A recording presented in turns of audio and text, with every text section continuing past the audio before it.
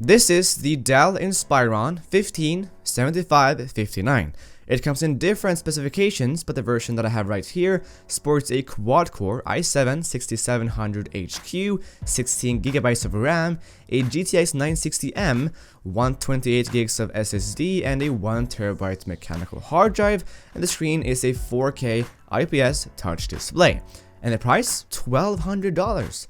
Now, to put that price into more context, the Dell XPS 15 with the same exact specifications would cost you $2,000. And if you decide to choose my recommended version of the Inspiron 15, that would cost you only $900. And the only thing that you lose is the 4K touch display in trade for a full HD non-touch display, and that trade is pretty damn good because you take away $300 of the price and you wouldn't really use the 4K display in gaming anyway. If you don't have that much time to watch this review, click the screen right now or go to the first link in the video description down below to just watch the pros and cons of this laptop. Alright, let's take a look at the laptop's design and connectivity. The laptop is mainly made out of plastic, but it's of rather high quality. It doesn't feel as good as the XPS laptop does, but for this price, the build quality is just fine. The laptop has a little bit of flex on the screen and just a little on the keyboard, but it's not anything bothersome. And the screen's hinges are stiff enough for a touch display, while at the same time being able to get open with one finger.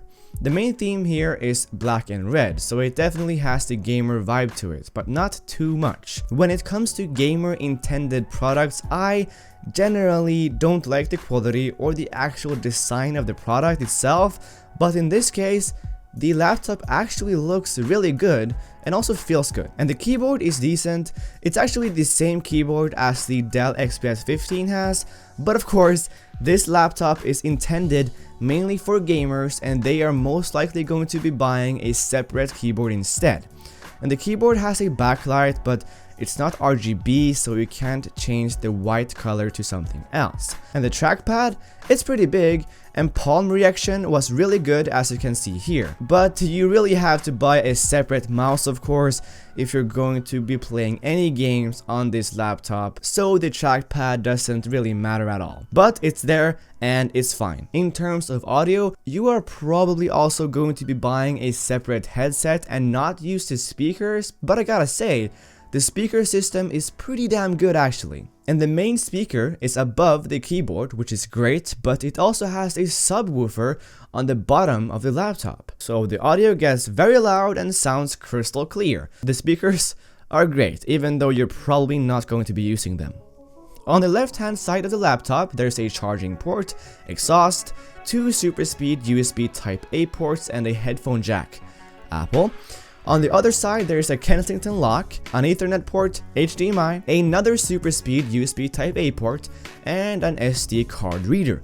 So yeah, in terms of ports, there's everything you need. Alright, let's take a look at the gaming performance with the 960M. Now, obviously, you are not going to be playing games at 4K, you will be doing that at 1080p, which is why I recommend you to buy the 1080p version if you're not going to be using it for things like photo and video editing. This laptop can play almost any game at 1080p low and medium settings. In Rocket League at 1080p medium settings, I was sitting at an average FPS of 95, and in CSGO I had an average of 150, and games like League of Legends was of course also great. I actually bumped up the resolution to 4K in very high settings, and I got a very high average FPS of 101, which is great, especially at 4K resolution. In Overwatch at 1080p and medium settings, I got an average FPS